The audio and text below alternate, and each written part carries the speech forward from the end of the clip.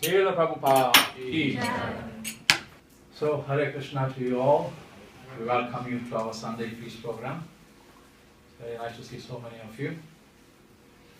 There are some lovely kirtan, so vibrations are very good. So today is a very special day because we are glorifying Srila Prabhupada. So how many of you have this book at home or with you? Yeah, so this one. Two. It's a very beautiful book. It's called Prabhupada. It used to be called He Built a House in Which the Whole World Can Live In. And it's authored by Srila Goswami, His Holiness.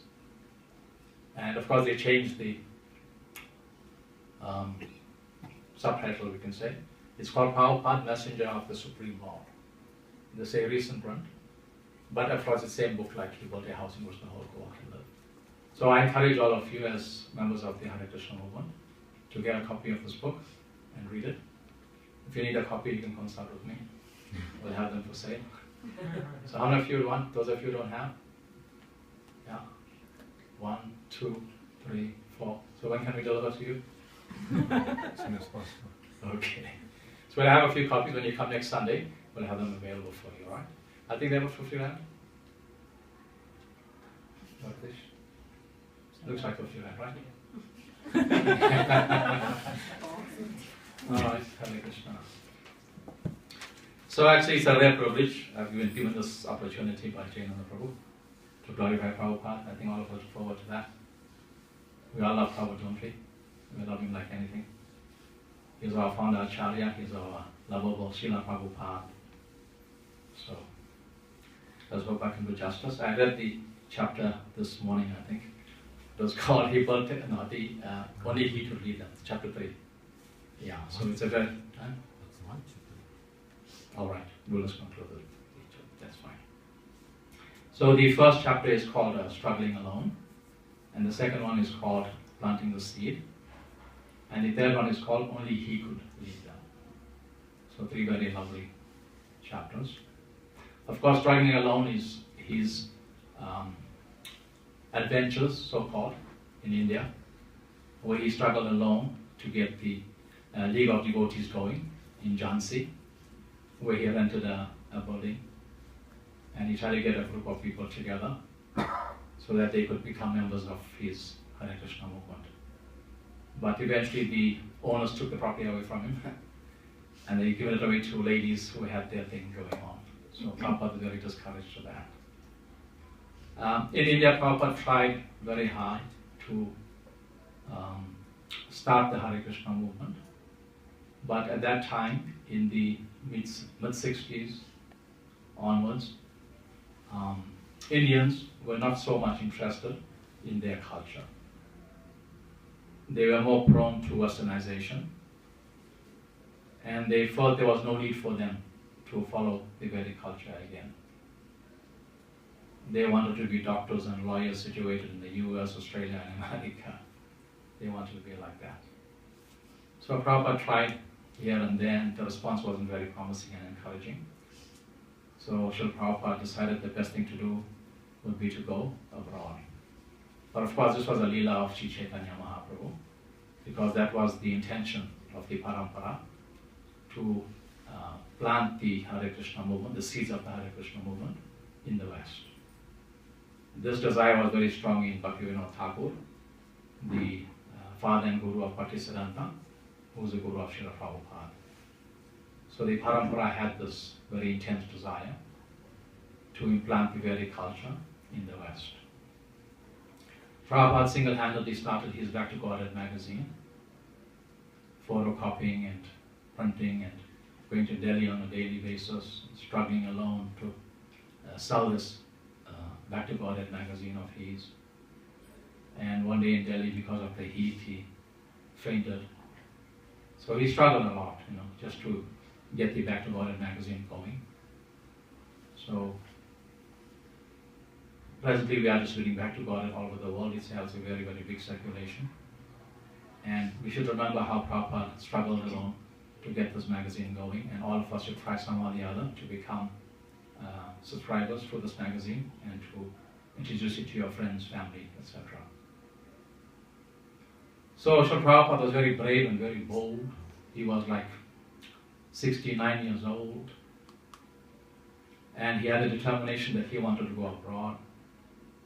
And at that age, it's not customary for an old person to want to go abroad. And he had no means of transport, he had no money, but his determination was very, very fierce in his heart. So he approached the Scindia ship company, and he spoke to the owner, so Srimati Morarji, yes. And she was taken aback. Oh, Swamiji, you're so old, you'll simply go there to die. But Srila Prabhupada was very, very adamant, and finally she gave in and allowed him a ticket from Calcutta to the US of A. And Srila Prabhupada was overjoyed. He took with him a trunk of 3 sets of Bhagavatam, and he had about 40 rupees in his pocket. And on the journey to the US of A, he struggled a lot because the seas were pretty rough in the beginning. And he almost suffered a heart attack. Well, he did suffer a heart attack. And he prayed to the Lord that only you know what purpose you have for me. And after this prayer, the captain of the ship was also very shocked because the ocean became as calm as anything. There were no waves and no turbulence, etc. And he stated that this was the most calmest journey he ever experienced in the history of him captaining that ship. So by the mercy of the Supreme Lord, Srila Prabhupada's journey was very, very comfortable after, of course, his heart attack. On the ship, he celebrated Janmashtami, and he cooked prasadam and he fed all the members of the ship, and he gave a discourse on Krishna consciousness. And Prabhupada was the most powerful book distributor, so he managed to sell a set of Bhagavatam to the captain of the ship. I think it was for $20 at that time. So he distributed a set of his, I think they were the first 3 volumes that he printed. And he sold it to the captain for $20, which I believe that. So he landed in the US of A with a trunk of books, 40 rupees plus $20. And he explains in the pastime here that when he disembarked from the ship, he did not know whether to turn left or right. He was a total stranger in a strange country. But luckily he had a contact, Sally Agarwal, and Agarwal, of course, her husband. He was an Indian gentleman living in the US of A, married to an American lady, and they were living in Pennsylvania. So they sent a taxi to pick up Prabhupada, and Prabhupada stayed with him for quite a while. They were delighted with him because they had a little boy, and Srila Prabhupada made friends with him. And when he first walked and stood on his own, Prabhupada was so excited. And Sally really got to like him because he was such a humble person, unobtrusive. He used to cook for the whole family. A very humble, small, brown man that came to the US of A. So she was very happy to have such a wonderful person in her family. And she relished his association. Of course, eventually he could not stay there forever because they had their social groups and meetings, etc. like that. And he felt a little uncomfortable that he's in their way. So he managed to move out and get a place with Dr. Mishra, who was a impersonal yoga teacher. And he stayed in Dr. Mishra's ashram for quite a while. Prabhupada had to tolerate his, impersonal demeanor. Not easy for a bhakta or for a devotee of the Lord to live in the association of people who do not recognize the form of the Supreme Lord. So it was quite a tapasya for him. He stayed there. Then eventually he managed, of course he could not stay there forever.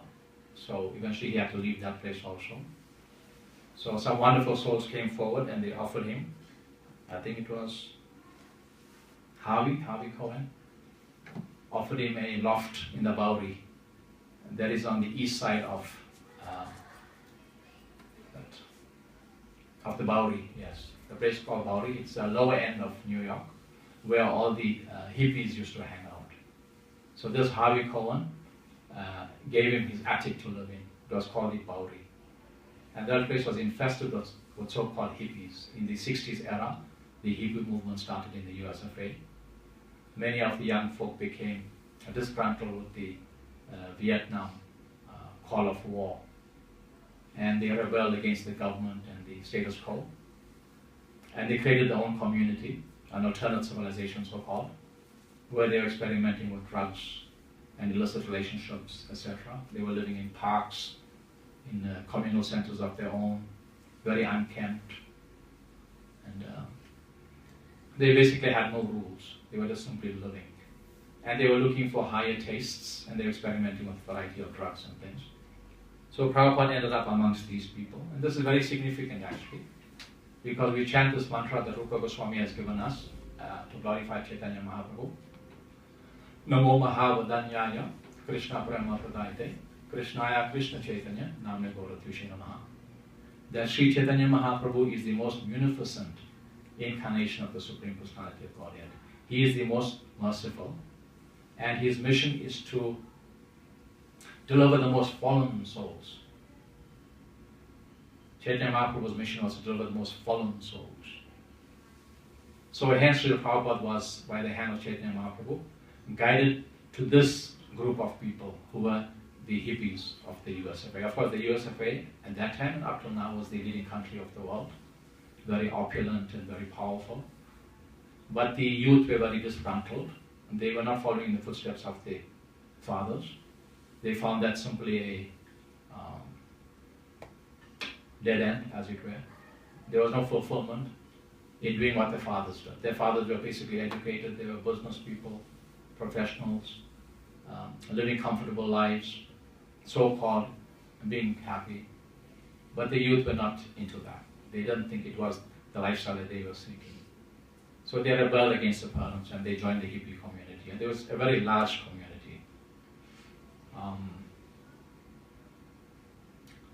They were controlled, or they were led by someone called Allen Ginsberg.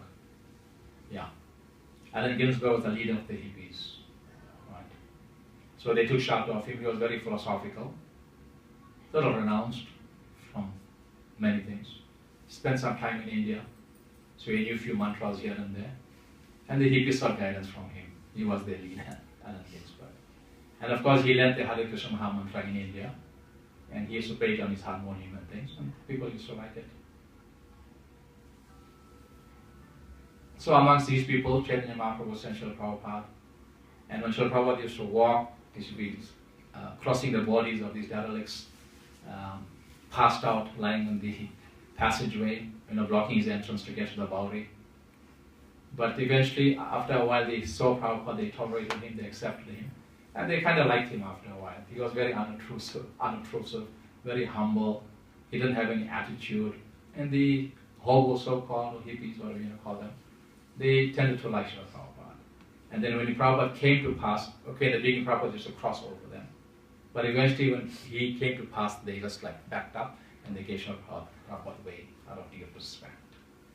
So like that, the Lord arranged. Srila Prabhupada stayed amongst them.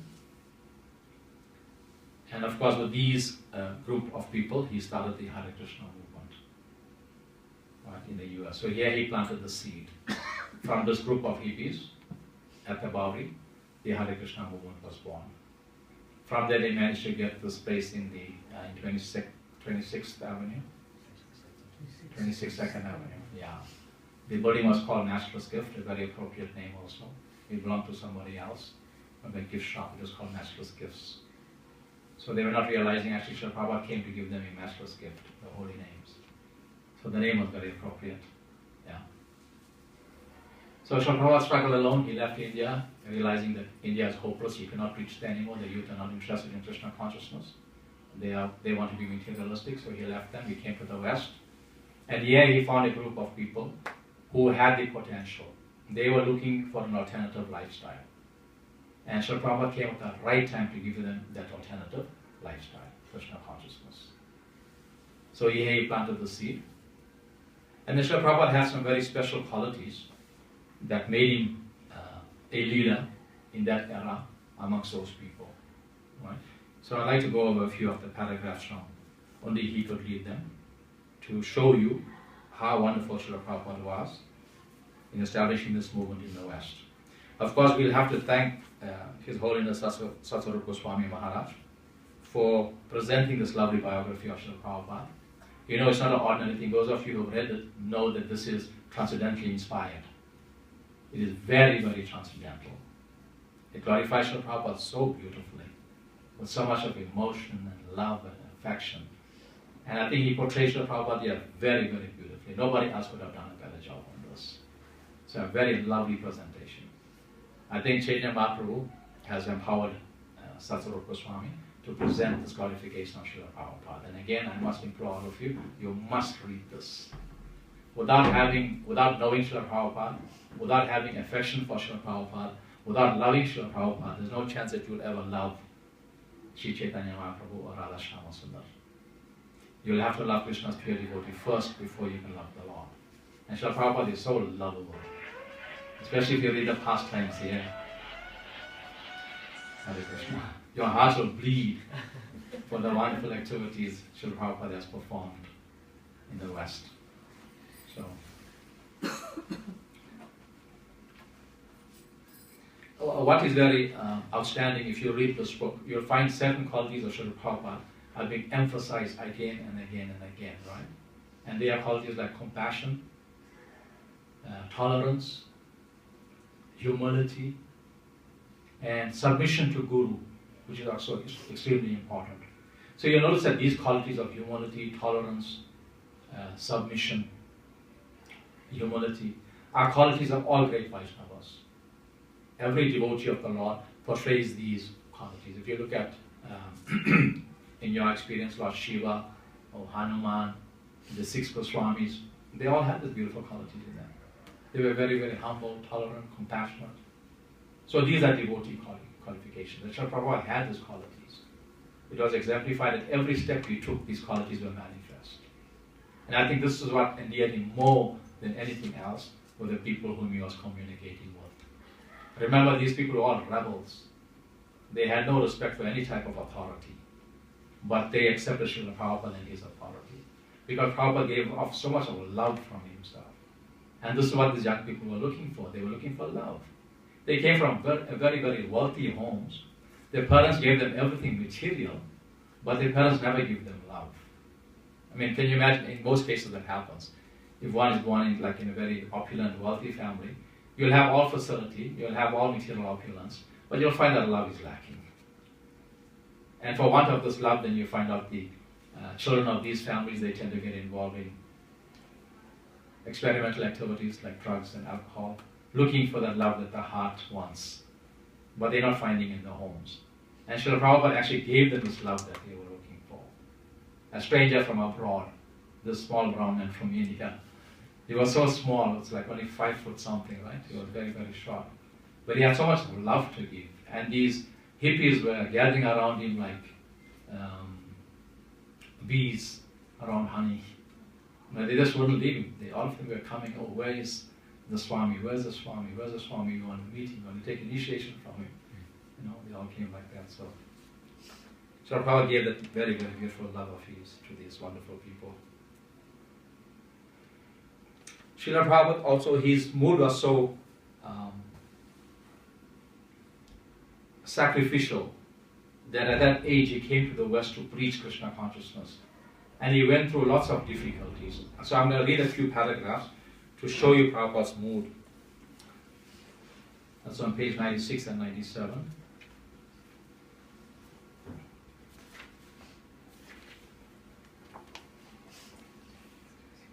So, Mukunda, many of you know Mukunda. He is the one that introduced Srila Prabhupada and Srila Prabhupada's disciples to the Beatles.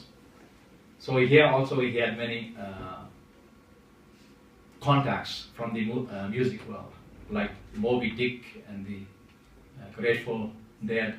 These were like rock groups of that genre, and they were like, very well respected and sought after. So Mukunda was arranging this very, very big festival called the Mantra Rock Dance. at the Avalon Ballroom. So I'll just read a little here. Though some of the New York disciples had objected, Swamiji was still scheduled for the mantra rock dance at the Avalon Ballroom. It wasn't proper, they had said, for the devotees out in San Francisco to ask their spiritual master to go to such a place. It would mean amplified guitars, pounding drums, wild light, and hundreds of drugged hippies. How could his pure message be heard in such a place? Now can you imagine a 69-year-old, so-called appearing to be conservative Indian, in the midst of a rock festival in the US of A. Unbelievable. I mean, you wouldn't think any Indian person could do that, I mean, at Prabhupada's age. Right? But let's hear Prabhupada's response to that. Okay, so his disciples were concerned. Look, we cannot take Swamiji to such a place. I mean, it's like a mode of darkness place. Lots of loud music and naked women and drugs and alcohol and bright lights and profanity. Imagine that. And Prabhupada is such a gentleman, such a lovely, peace-loving, wonderful gentleman. So, yeah, the disciples were concerned, look, we cannot take our Swamiji there. So some were protesting, but Mukunda, he was thinking on a high level. He understood that Srila Prabhupada came to preach, and this is it. And in this festival, because of the potency of the group of the artists, many hippies would come. He was expecting like tens of thousands of people who will converge on this Avalon Ballroom to attend this festival. And he said this is a very good opportunity for Swami Prabhupada. So Srila Prabhupada himself says, Bhaktivedanta Swami knew he would not compromise himself. He would go, chant, and then leave.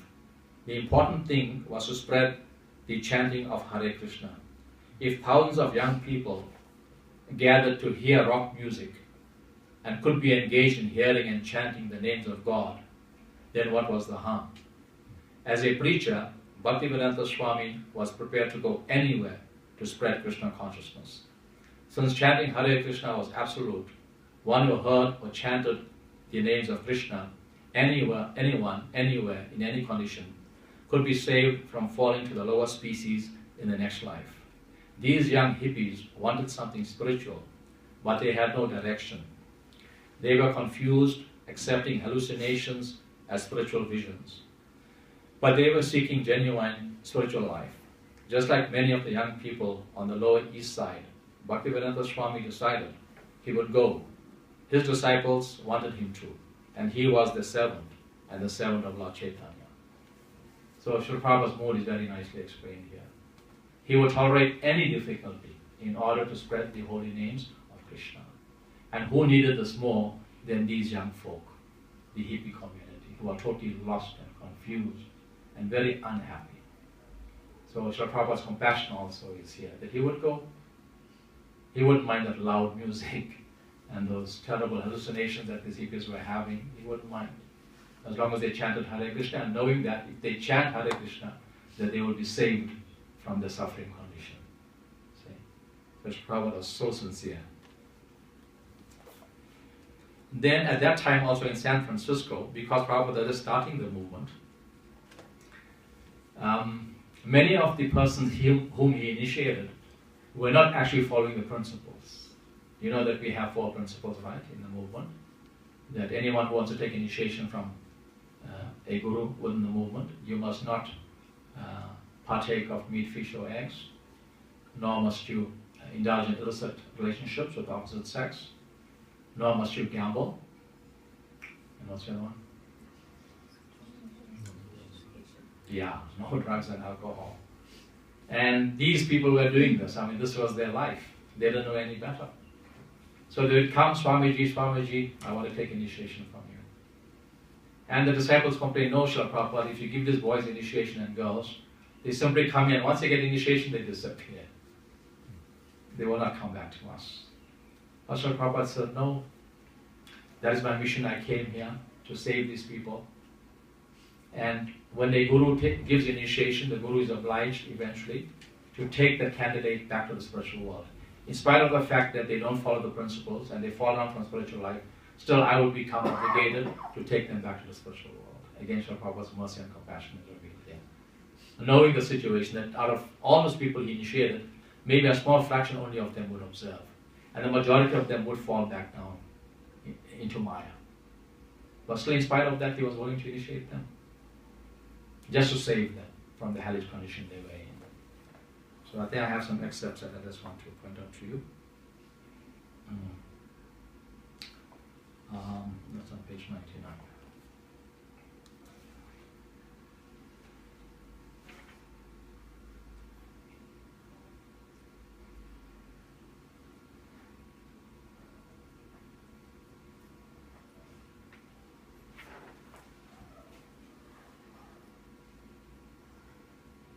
Alright, that's fine. I seem to have lost that, but that's okay.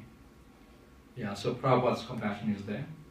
And what he did was, eventually, he realized that these people were coming and they didn't know how to eat. They would take drugs and alcohol, and then they had no appetite to eat, or they had no money to buy food.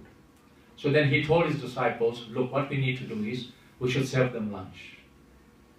So from the San Francisco temple, he asked the devotees to go out, collect vegetables and grains, etc., cook them, and at midday every day to serve all the guests who come to the temple. And at least like between 150, 200 young people used to come. And most of them were like blown out of their mind. And when they got this free food, they were so happy, they were so excited. You know? And Prabhupada, the San Francisco temple, under the guidance of Srila Prabhupada, would feed these young folk on a daily basis. And probably that's the only food that they got, you know, living the life that they were living. This was the only food that they got, you know, and they were very appreciative.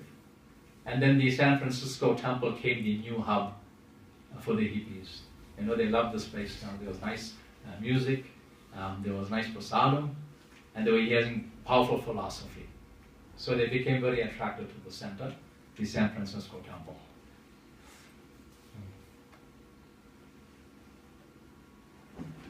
I'll just read a little excerpt about that. Yeah. This is spoken by Harsharani, one of Prabhupada's disciples. The lunch program attracted a lot of the hippie hill crowd who obviously wanted food. They were really hungry, and there were other people who would come also, people who were working with the temple but weren't initiated. The record player would be playing the records Swamiji had made with his disciples in New York. It was a nice family atmosphere. Hari Das Prabhu. It was taken outside too, outside the front, but the main food was served inside. It was amazing. The people were just all huddled together, and we would really line them wall to wall. A lot of them would simply eat and leave. Other stores along Haight, Ashbury, were selling everything from beads to rock records. But our store was different, because we weren't selling anything, we were giving it away. And we were welcoming everybody. We were providing a kind of refuge from the tumult and madness of the scene. So it was that in sense a hospital, and I think a lot of people were helped and maybe even saved. I don't mean only their souls, I mean their minds and bodies were saved. Because of what was going on in the streets that they just simply couldn't handle. I'm talking about overdoses of drugs, people who were plain lost and needed comforting, and who sort of wandered or staggered into the temple. Some of them stayed and became devotees, and some just took prasadam and left. Daily we had unusual incidents, and Swamiji witnessed it and took part in it. The lunch program was his idea. It's a very wonderful mercy program for this very unfortunate souls. But mind you, even though I'm saying that they are unfortunate and they are hippies and we're calling them derelicts, if you look at it philosophically, these souls actually were the most qualified persons to accept Krishna consciousness. Philosophically, those people who are very materially opulent and those who are attached to material life have no interest in Krishna consciousness. It is only those souls who are totally dissatisfied with material existence, those souls who are totally disgusted with material life. Only these souls can sincerely take to the path of Krishna consciousness. And these hippies of the USFA, these were such kind of people. They were totally fried out with the status quo, working hard, making money, nice house, nice car, good family. For them, this did not appeal to them. They didn't see any enjoyment or fun in that. So in this way, you see, they were totally detached. They were totally renounced from the so-called material life. They had no interest in it. And hence they became hippies. So they were looking for an alternative lifestyle. They were looking for a better lifestyle, something that gave them more joy, more happiness. Of course, because they didn't know Prabhupada at that time, or they had no philosophy, they thought drugs were filling the place, you know. But when Srila Prabhupada came with a genuine way of life, an art of living, a philosophy that really appealed to their hearts and minds, they took to it like fish in water. So they were the most qualified people in the world at that point in time to take to this Hare Krishna movement. Hence Chaitanya Mahaprabhu was sent to Prabhupada there. Not anywhere else in the world. He sent Prabhupada specifically to this place where they needed Krishna and where they wanted Krishna and where they would accept Krishna.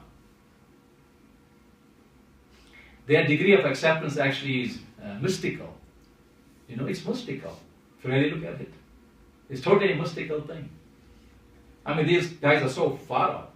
If anyone talks about hippies and derelicts and hobos, immediately you have a negative opinion of them, isn't it? Or they fall out and drop out and they're rebellious. I mean, you don't have a good opinion of them. Yeah?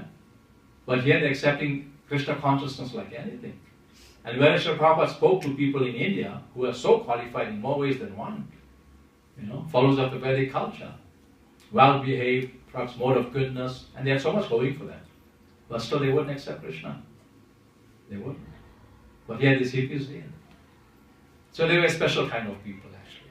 A very special kind of people who became totally disgusted with material life. And that is a qualification to becoming a real devotee of the Supreme Personality of Godhead.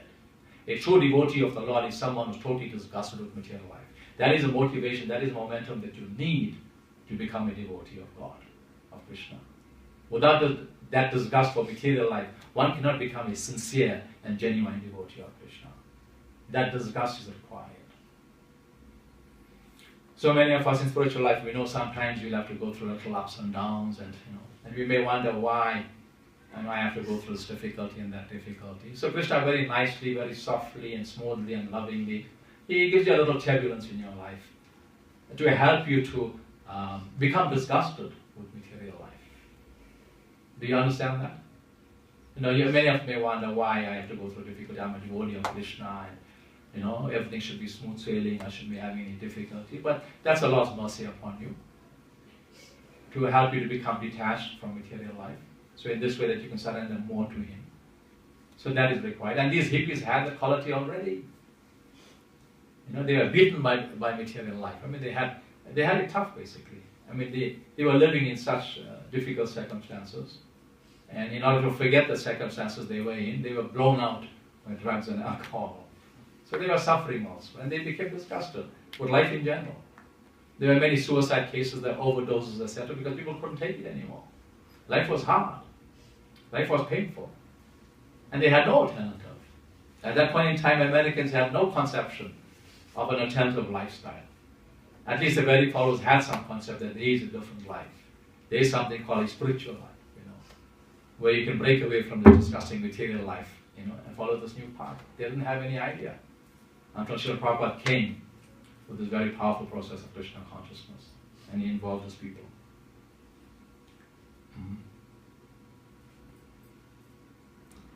And Srila Prabhupada was such a special person that there was one chap, I don't think of his name. He was one of the most disgusting hippies in the association of the hippies. I mean, the hippies were bad as far as being unkempt was concerned, etc. But this one in particular, he was really bad. He smelled bad, and he was very disheveled and unkempt. His hair was long, and very, very disgusting looking person, right? And here's a little anecdote to show you Prabhupada's compassion.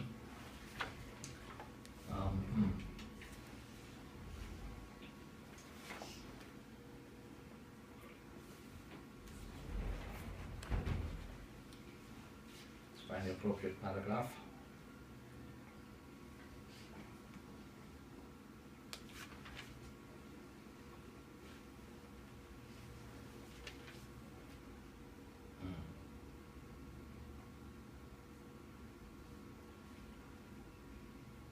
Yeah, his name was Rabbit. That was his name, right? He was called Rabbit. So whenever he came in the association of the temple devotees, they generally showed him away. Oh, you are too dirty and you can't come in, etc. And one day he came with a plea, look, I want to speak to the Swami. And the devotees became, oh, shocked, no, you cannot speak to the Swami. Your condition is deplorable. You look too dirty, you are stinking. And you just smell of urine and everything, You get the hobos like that. You meet some of them, wherever you are. So like, in a very, very bad state. And he was very disappointed and he drifted away. But one day Srila Prabhupada was coming out of the temple and he happened to be outside the temple at the same point in time. And he went up to Srila Prabhupada and said, Srila Prabhupada, Swamiji, I'd love to speak to you. I want to speak with you. And guess what Prabhupada said? Yes, please, come. You're welcome. And he took him upstairs and Prabhupada spoke with him. Can you imagine that? Here's a leader of a religious movement, a big leader. Everybody's paying obeisances, they're glorifying him, they're calling him Swamiji. And here you get someone, a derelict, a hobo, stinking of urine and stool, of alcohol and drugs, totally unkempt. And yet Srila Prabhupada thought nothing of it. All he was seeing, that's a soul deviated from Krishna. I want to help that soul. To what length Prabhupada had gone to preach Krishna consciousness? How many of us would do that? I think, practically speaking, if we look at our own selves, if you were in a situation like that, I'm sure you wouldn't have been able to even smell the stench of the poor guy. You would run for your life, or you would make an excuse, or you would take a U-turn. Excuse me. And you wouldn't want to tolerate such a situation. So there's many little anecdotes showing Srila Prabhupada's humility and his surrender to his mission. Very wonderful pastimes. Yeah. So sometimes he had some people who were very antagonistic, and we could conclude that these people were controlled by demons. There's one particular case, right?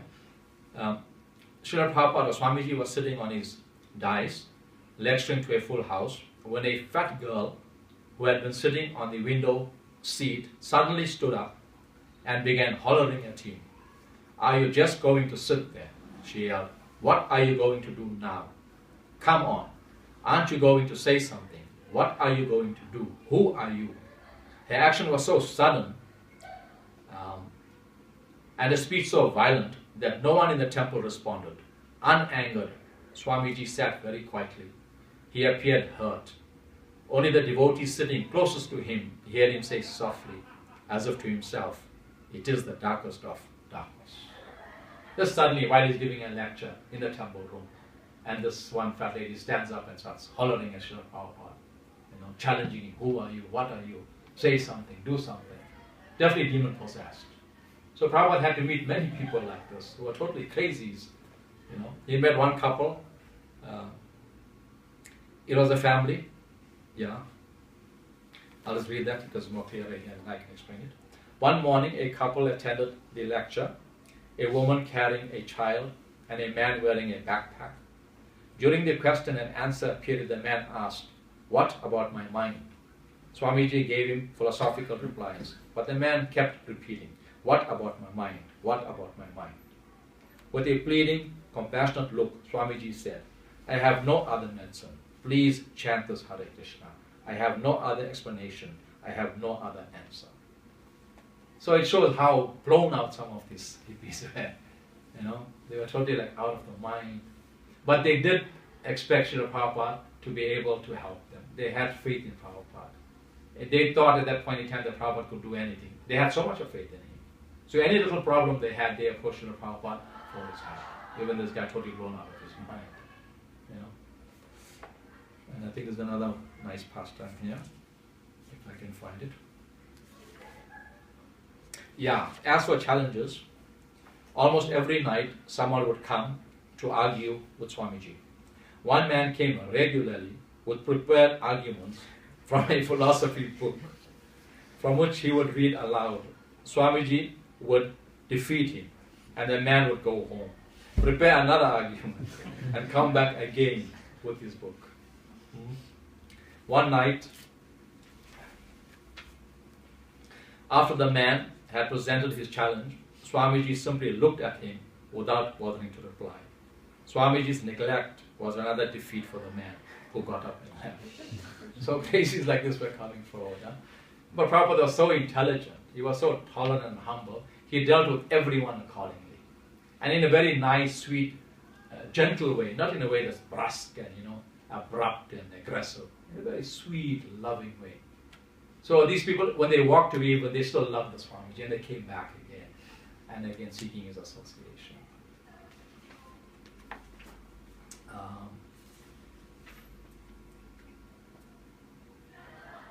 Yeah, so this is Haridas's comment about the same thing. Haridas says, I used to watch how Swamiji would handle things. It wasn't easy. To me, that was a real test of his powers and understanding. How to handle these people, not alienate or antagonize or stir them up to create more trouble. He would turn their energy so that before they knew it, they were calm. Like when you put a baby or when you pat a baby and it stops crying. Swamiji had a way of doing that with words, with the intonation of his voice, with his patience to let them carry on for a certain period of time. Let them work it out, act it out even, I guess. He realized that the devotees just couldn't say, listen, when you come to the temple, you can't behave in this way. It was a delicate situation. So these young disciples of Srila Prabhupada, at that point in time, they were basically knew themselves neophytes. So they didn't have the courage, basically, to tell someone, hey, leave. You're a nuisance or etc. like that. So they let Prabhupada deal with this. And Prabhupada had that tact, that communication skill, and that affection and love in his heart that he could deal with any problem. And he can win that person over without any anger or abruptness, etc. like that. So Srila Prabhupada had this very wonderful quality like that. So Swamiji would remove the audience rather than the person. He would do it without crushing the person. He would do it by superior intelligence, but also with a lot of compassion. When I saw him do these things, then I realized he was a great teacher and a great human being. He had the sensitivity not to injure a person physically or emotionally, so that when the person sat down and shut up, he wouldn't be doing it in defeat or anger. He wouldn't be hurt. He would just be outwitted by the Swami. Right? Wonderful qualities of Srila Prabhupada, very beautiful qualities. Something very humorous here. So, Srila Prabhupada was old, like now 69, 70, 71, almost 73. So his body was taking its toll on him. And disciples noticed, especially Kirtananda, that when he was performing kirtan, then his left hand was slightly, shaking, with symptom of heart trouble. And of course, Prabhupada would not listen to anyone. He says, no, my mission is too important, I have to preach. But the disciples were concerned that Srila Prabhupada's health was declining. And he wouldn't listen to them, of course. And he went on preaching, etc. And of course, this took its toll on him. And he had a massive heart attack, which paralyzed him from the left side. And he basically became immobilized. So the disciples became very, very pained at this. And then Srila Prabhupada is so strong because these disciples of his are all neophytes.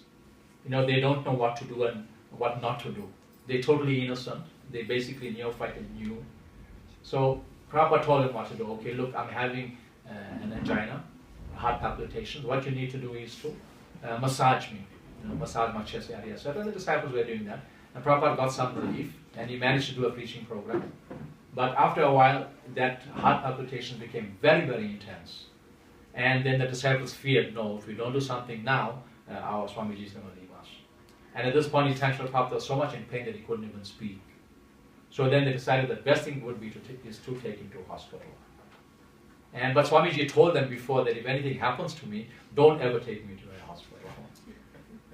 Let me chant here Hare Krishna in the temple. Let me hear and chant. I don't want to go to any hospital. But because of his terrible condition, they had to do it. They had no choice. They loved him so much. So they took him to this hospital, and Swamiji Prabhupada was like in a coma basically. He was not like externally conscious.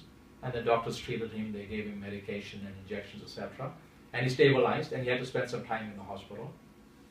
And the disciples asked him, how those injections are they painful? And Srila Prabhupada said, well, yes, devotees have to be tolerant. We are tolerant. I mean, of course, it's painful, but we have to tolerate. What can you do? So he was recovering a little, but the doctors would not allow him to leave because they said he's still in a dangerous situation.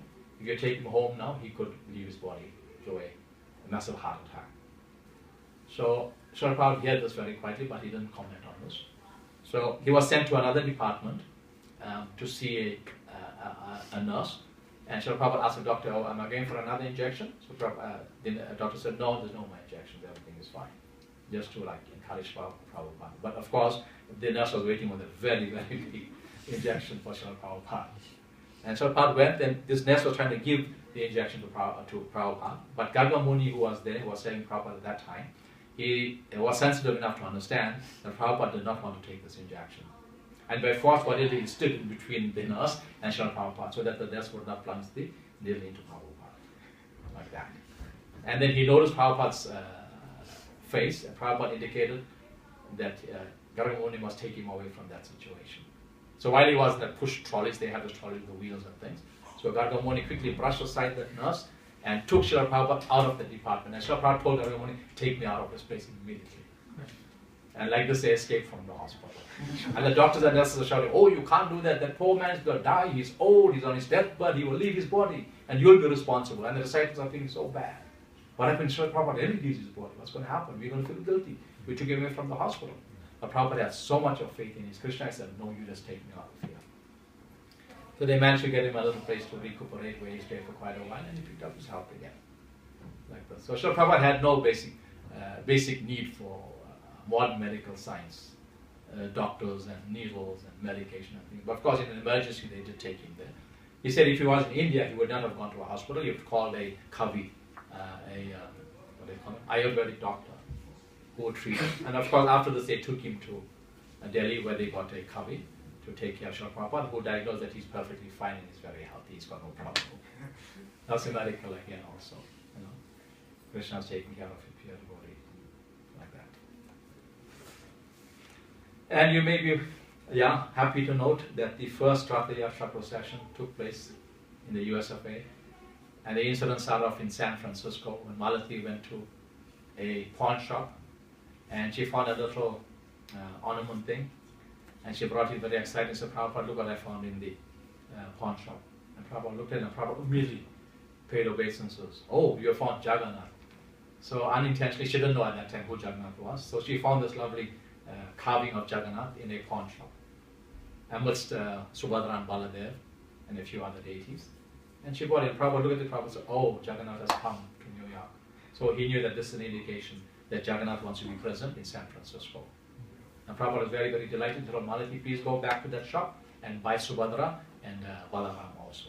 And she went and she managed to get the two other deities. So you had a full set now of Jagannath, Baladev and Subhadra. And they were very beautiful. And Prabhupada put them on the altar, and he said, okay, these are worshipable deities, and this is Krishna, and he explained to them the story of who and Jagannath is. Right. Then he told Shama Sundar that what I want you to do is now, look at this model of Jagannath, Baladev and Subhadra, and I want you to carve deities of these forms. And Shama Sundar was a qualified, woodcarver, you call him woodcarver, He was qualified as a woodcarver, and in his own flat, in his balcony, he managed to carve this very, very, very beautiful deity of Jagannath. And Srila Prabhupada put Jagannath on the altar and they worshipped. And he taught them now how to worship Jagannath by offering, okay, they didn't have ghee lamps, they used candles. So they lit candles, and while Kirtan was performed, he showed them how to turn the candle for Lord Jagannath. So in this way, he introduced the Western people, the hippies, to the Aarti ceremony.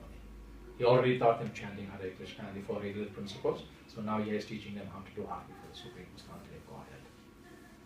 And then eventually, of course, he said, okay, you are quite advanced now. You respect Jagannath, you know who Jagannath is, you're observing the four regular principles. I want one more thing from you. I want you to do a Ratha Yatra festival in San Francisco. And Prabhupada had this idea while he was living upstairs in his recovery room. And he looked down and he saw this many flatbed trucks that were available in US at that time. These trucks without sidings. They had this flatbed. And he got the idea, okay, this is the West. We may not need to pull a chariot like we do in Jagannath Puri. Yeah, probably we could use this vehicle, a flatbed truck, and take Jagannath on this truck around the neighborhood. And he told that to Shyama Sundar and to Jayananda Prabhu. Jayananda Prabhu was one of Srila Prabhupada's very special disciples, very surrendered, very sincere, and he basically single-handedly organized that whole festival, like our Jayananda does. From the time I know him, like way back in the late 80s up till now, he's always been arranging our big festivals single-handedly. That's why his Guru Maharaj gave him the name Jayananda. I'm sure you all know that. Right? So Jayananda was a superb devotee. So we have Jayananda Das, the servant of that Jayananda, who also arranges lovely Rath Yatra festivals. And they're arranging one, I believe, for September. We're going to have our very own Rath Yatra festival here in Sandton, coming soon, Ki Jai, by the grace of Jayananda Prabhu and his team. Yeah, so this Jayananda Prabhu was very wonderful, very surrendered devotee. Anything Prabhupada asked him to do, he did. And he worked endlessly, day and night, decorating the truck, making garlands, doing everything that's necessary to do a Rath procession. Everything himself, basically. He worked tirelessly for hours on end. And of course, they had the Rath Yatra procession, and it was a total success. Many people came. They took prasadam, they heard the holy names, and they took darshan of Jagannath Baladev and Subhadra. And at that time, of course, Jayananda was suffering from a type of cancer. And after this very wonderful service to Srila Prabhupada and the Vaishnavas of San Francisco, he very calmly left his body. And Srila Prabhupada said he's gone back to Golok Vrindavan. And naturally so. What wonderful service he's done. He went back to the spiritual world. Like that. Prabhupada was very loving and affectionate to these hippies that he got involved in the movement. He said to them, look, I have children in India, but actually you are my real children. So there's a few verses here where he actually shows his concern and his love for them.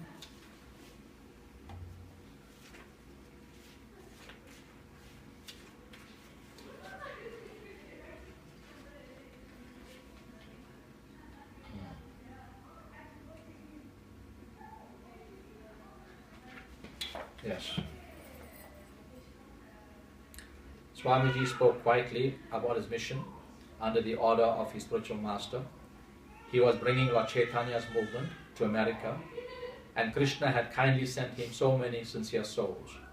I have a few children in India from my family days, he said, but you are my real children. Now I am going to India for a little while.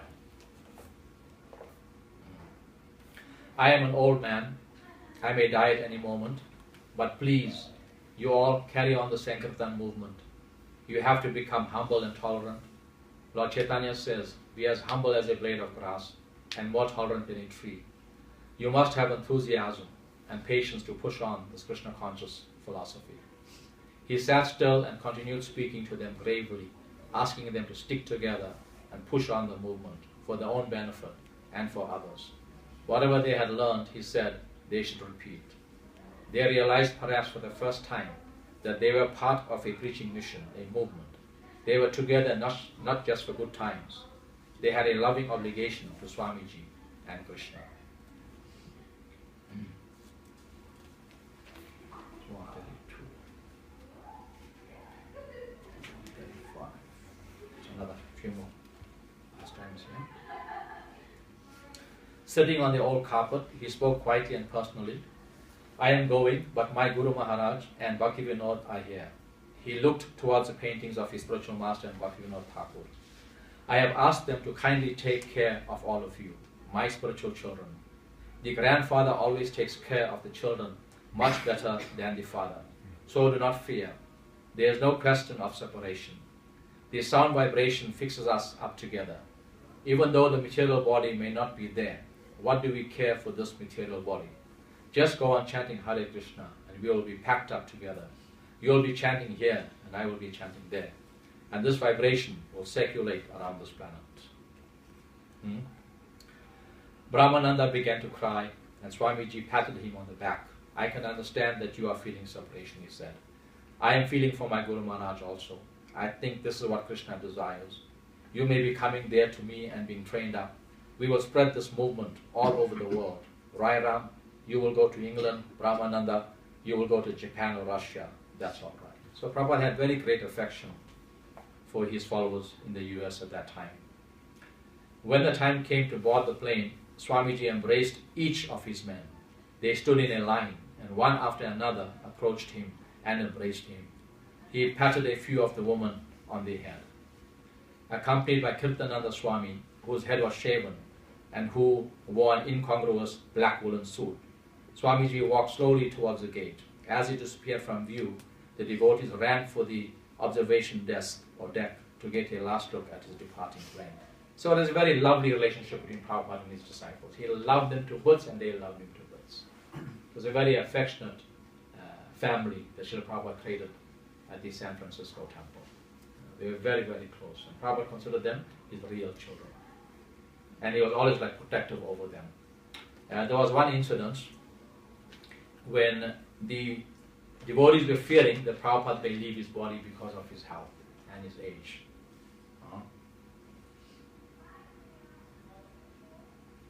So the disciples had a meeting amongst themselves and they said, well, if Srila Prabhupada were to leave his body, then we would contact one of Prabhupada's godbrothers from America, and he would take on the movement. And they made this proposal to Srila Mukunda Das made this proposal to Srila Prabhupada. Right? And there's a little write-up on that. I just want to read that. It's quite significant. If I can find it.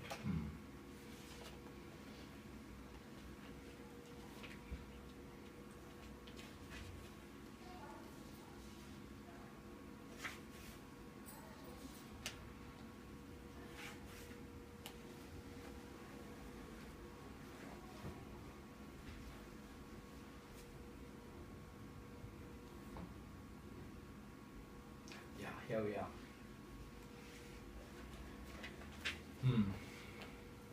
Devotees worried, speculating on whether they could carry on without Swamiji.